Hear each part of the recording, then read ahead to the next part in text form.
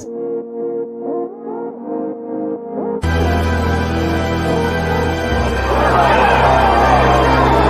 it his time?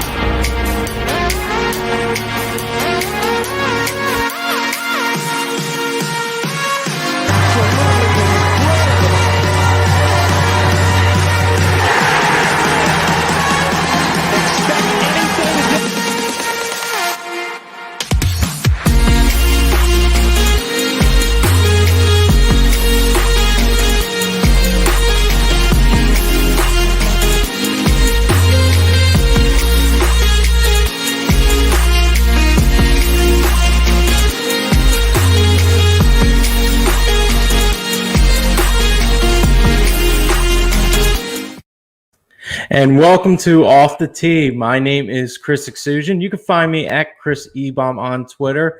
Off the Tee on the Heat Ratio Network. What a week from the Masters. A lot of drama, even though not huge drama for Sunday, but overall great golf. Overall, Matsuyama taking it down. And we got Al checking in. So what up? And nothing's going on, man. Just after a great week of golf, I'm just going to go over a couple of the winners that we had last week. I had Harry Mays on the show last week, a very good conversation regarding the Masters betting. Top 20, I was 2 out of 3. I had Webb Simpson plus 110 and Cameron Smith plus 138. And I also had, where was the other spot at? We had some matchup winners as well because Harry Mays and myself, we agreed on 2 matchup plays and we both hit on them. Jordan Spieth minus 137 versus Scotty Scheffler, and Webb Simpson even money versus Berger. So we got those 2 wins there. And Harry Mays also had top 10 with Cam Smith as well. So we were able to cash in on him twice there. So very good stuff indeed. But I just wanted to recap what went on with the Masters here. As you know, Matsuyama did win the tournament, but really didn't have to do a whole lot for this tournament. He was +1 in round 4, but his numbers were really good though for the entire tournament. He actually putted pretty well, almost 2 strokes gained putting, which is good for him in general. And his around the green game was outrageous. He had almost 6 strokes he gained around the green. You saw those chips all day on those very tough greens, and he had really good putts because of that. So that was huge for him. And his ball striking, which he's known for, was pretty solid. It was over 4 strokes on his approach. So very great showing by him.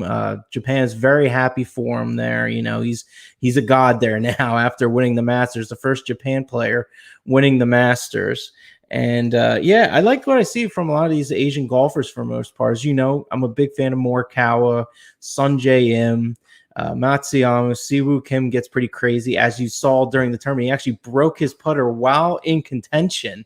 And then he had the putt with his 3-wood. It was outrageous. I'd never seen anything like that in my life. Absolutely hilarious. I think a big storyline from this was Rahm actually had a great 4th round. He ended up shooting, let me see what he did here. He had a -6 on the 4th round. Just a little too late for him. He was even before the day, so only got the -6. And the guys that were in contention, Zalatoris, he actually came off pretty strong. He actually was -2 through 2. And he just, just too young, hasn't won a tournament yet. So it's kind of tough stage for him. I didn't think he was going to have an opportunity to win that. But I was kind of maybe I shouldn't even be that surprised. I thought Schauffele could have had a really good shot of winning it. Unfortunately, he just fell apart. He had that 1 triple bogey, which was big. I believe that was his first in a major, I think, in a really long time, if he ever had one. But Schauffele kind of fell apart. I mean, Matsuyama really didn't do anything amazing. He was +1 on round 4. So, yeah, I mean, Matsuyama just had to hang on. He had a 4-stroke lead going into Sunday, so it was just contained, and that was about it for him.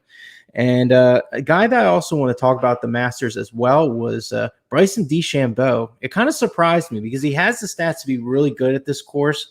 November was kind of a different time where he came off that U.S. Open win where he defeated Wingfoot, and he felt like he could do anything. So at that point, I just felt that maybe he learned something from there, became humble, had that humble pie, and then he ended up being at the tournament just last week, and he did not play well. He had one good round, I believe, where he got a -4. Let me look it up real quick. DeChambeau.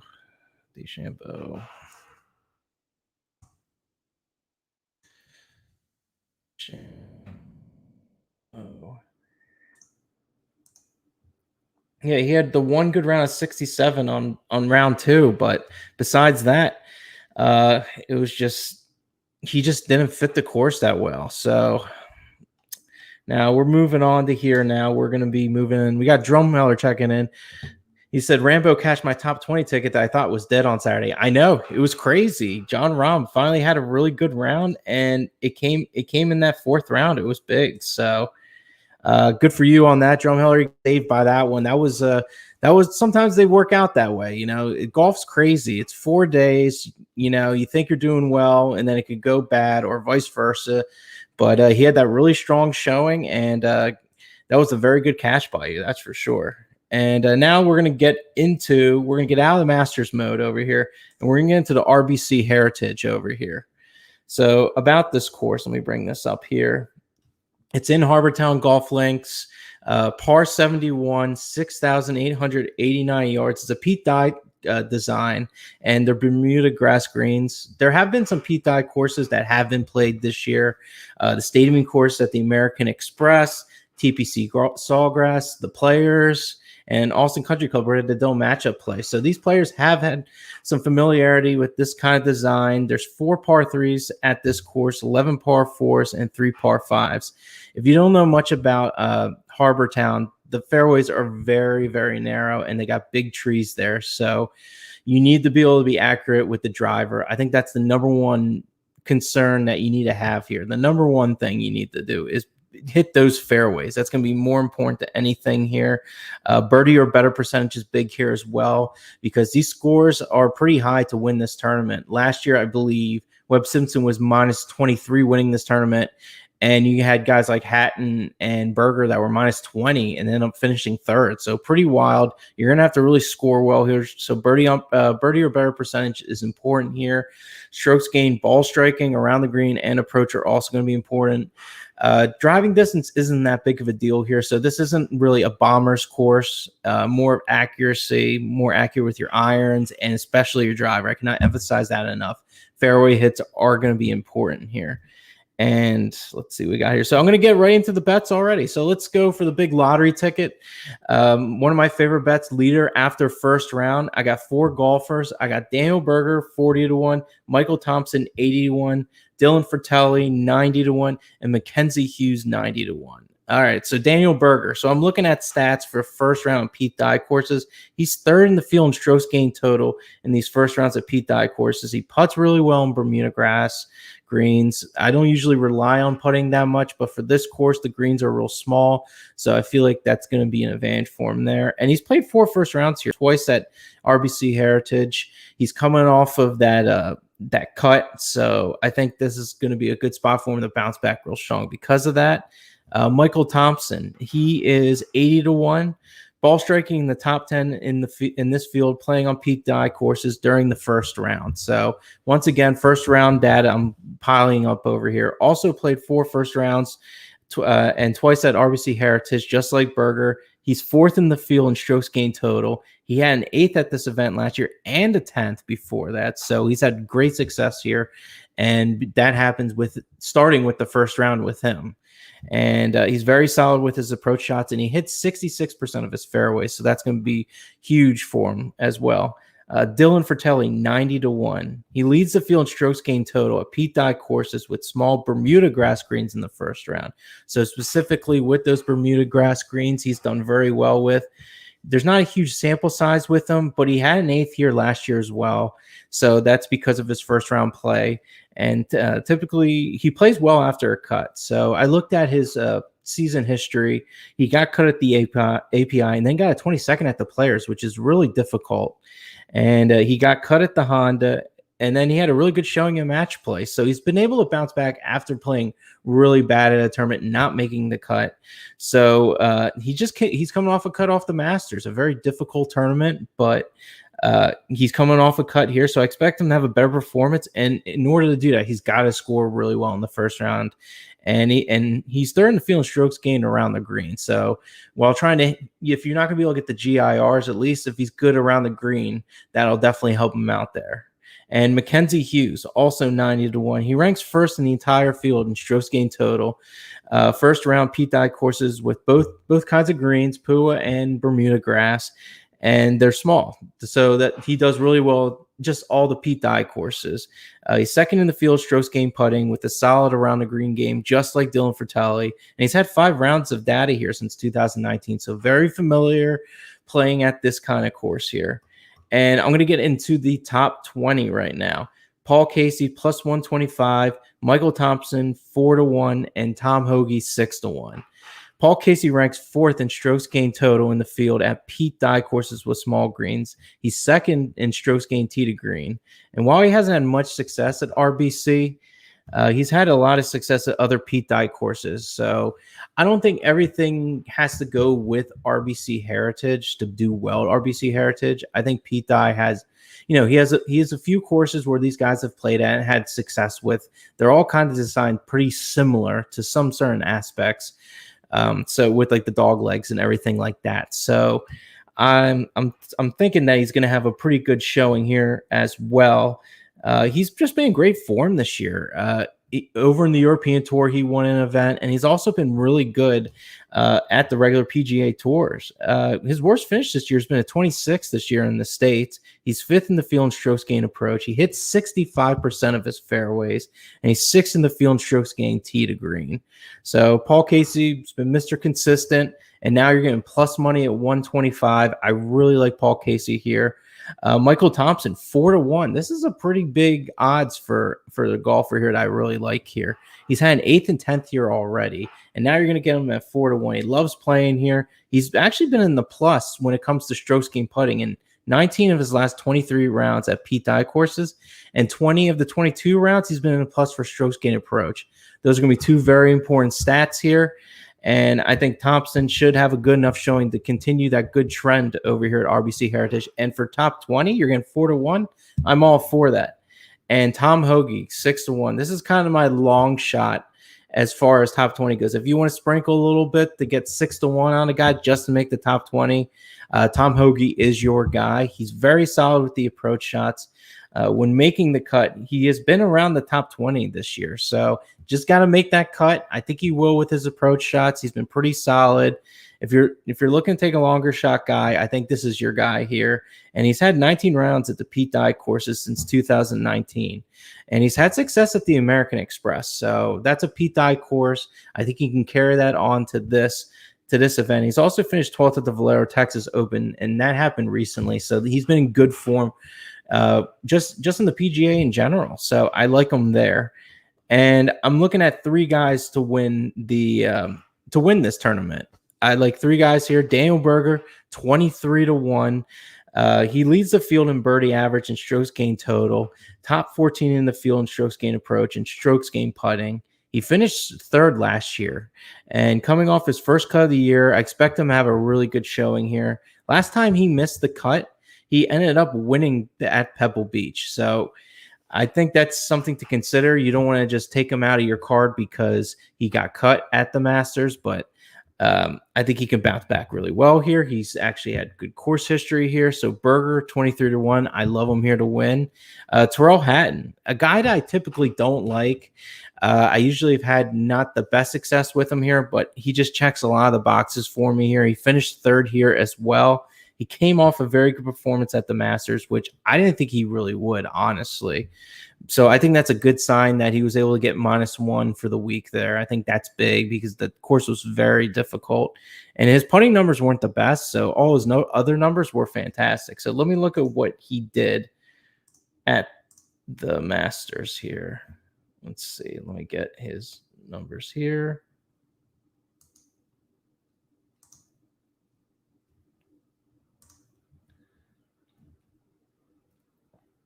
Let me see. Hatton. Yeah, his around the green game was almost 5 strokes gained, and his tee to green was 5.63. Real solid.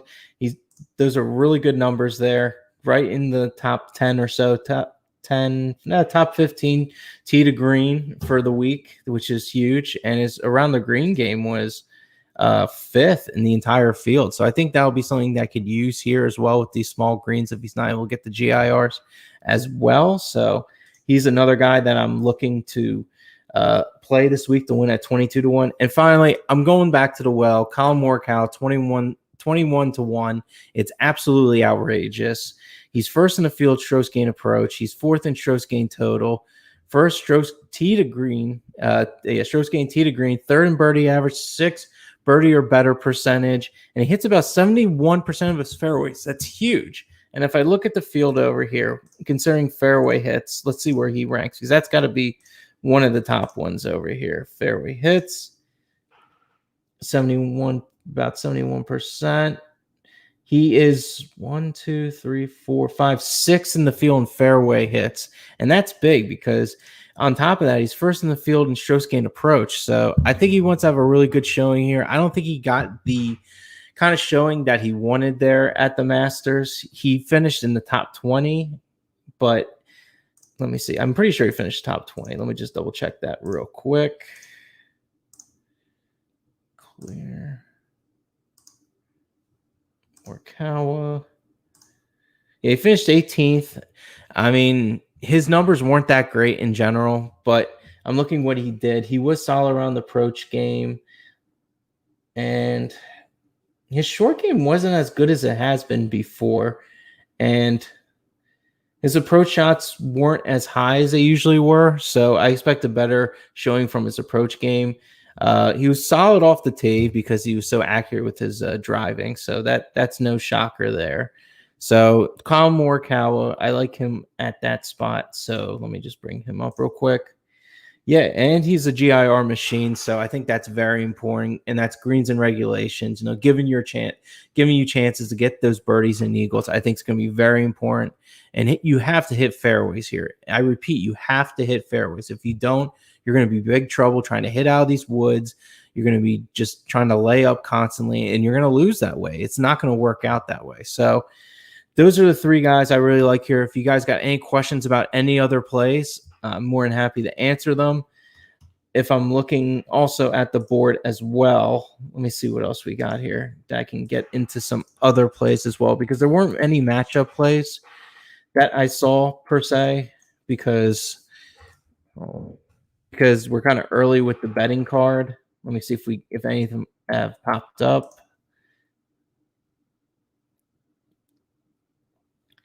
Let's see here.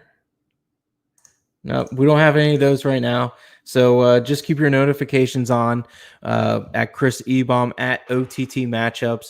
I'm also going to be on Wednesday with Sean Brace on the Daily Ticket. I'm going to be talking about a Masters recap, whatever questions he has as well. And then any other questions and bets, I'm probably going to get into matchup plays on Wednesday since they're not out right now. But just to recap what I really like for this week, I like first round leader Daniel Berger 40-1, Michael Thompson 80-1, Dylan Fratelli 90-1, and Mackenzie Hughes 90-1. These guys have all had pretty good success here on the first rounds, and really anyone can lead after first round. So it's not necessarily the best thing to take chalk for the first round. I'm kind of doing it a little bit with Berger, but I'm just doing that because he missed that cut, and I feel like he's going to show, he's going to have a good performance because he's going to be real hungry early because of being cut at the Masters. It'll be a nice little revenge tour for him, especially not winning this tournament last year after Webb Simpson won. And then I'm looking at top 20 here. Paul Casey plus 125, Michael Thompson 4-1, and we also got Tom Hoge 6-1. These are the guys I'm liking at top 20. Solid plays. I got a little bit of a home run swing with Tom Hoge, but I really like him this week. And at 6-1, that's great value as well. And then to win, Daniel Berger 23-1, Terrell Hatton 22-1, and Colin Morikawa 21-1. These are all great values on guys that either missed the cut, didn't have the best performance. from last week, and this is just great value for these guys. And I wanted to thank you guys again for checking in on Facebook, Twitter, Twitch, everything else. And thank you guys for listening and supporting me at Chris Ebom and at OTT Matchups. And let's go win that money.